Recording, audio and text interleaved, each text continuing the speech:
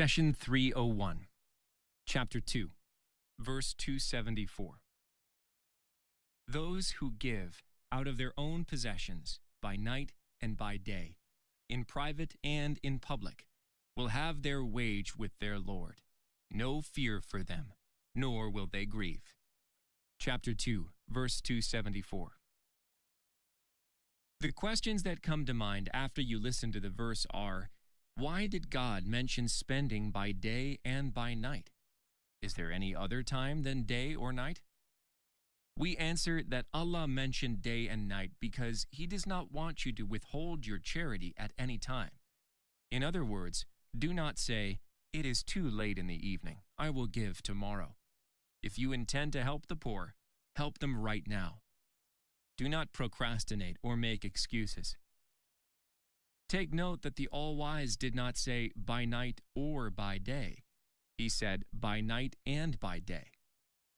As long as you have the purity of motive in your heart, spend today, tonight, and tomorrow. Help the needy publicly and privately.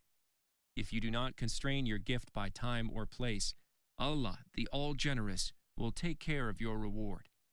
He says, "Those who give out of their own possessions, by night and by day, in private and in public, will have their wage with their Lord." Here, the scholars often mention the story of Imam Ali, may God be pleased with him. There was a time when he had only 4 coins to his name. Despite his need, he gave one to the poor during the day, one during the night, one in public, and one in private. The verse under study was revealed to our beloved Prophet Muhammad after that. However, the verse and the rewards of giving are general to all those who give, not just to Imam Ali. The word wage should give us some insight into the reward of the believer, because a wage is usually given for work and effort.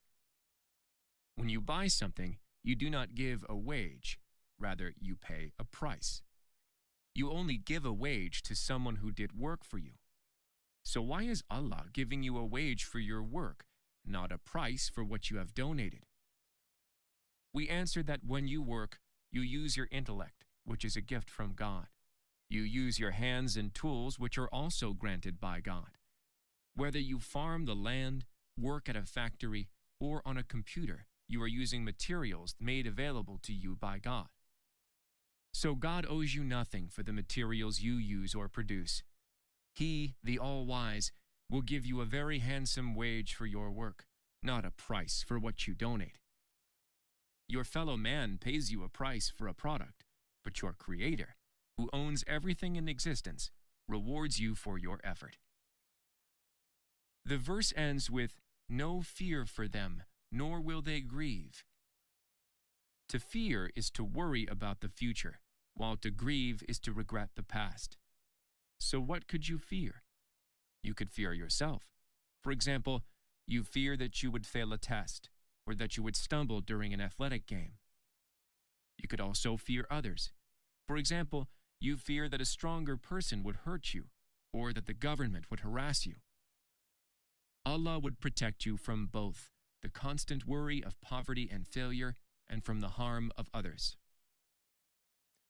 Be aware that when you spend to help the needy, some people may advise you to hold back, to save for the future, and to set aside more for your kids. The Messenger of God, peace be upon him, said, "Never has a wealth of a person decreased due to charity.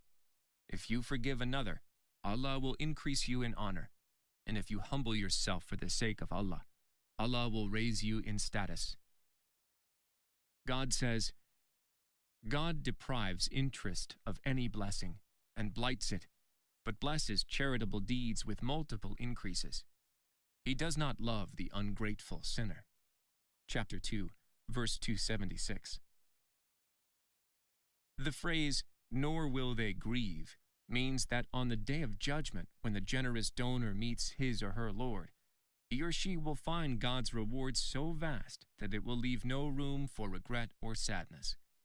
God says, "The semblance of those who expend their wealth in the way of God is that of a grain of corn from which grow 7 ears, each ear containing 100 grains.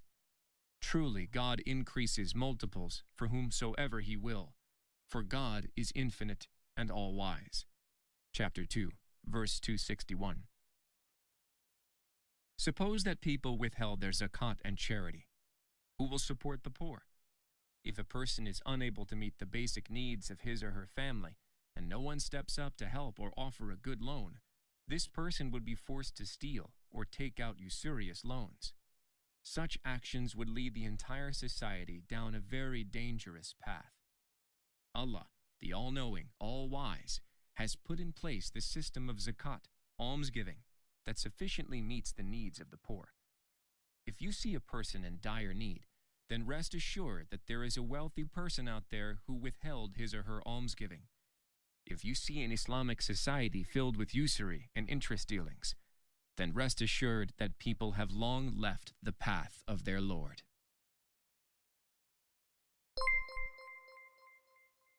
The messenger said, "My Lord, my people treat this Quran as something to be ignored." Chapter 25, verse 30. Do not abandon God's book. Please take a moment to subscribe and to share with your family and friends. Visit us at www.QURANGARDEN.com.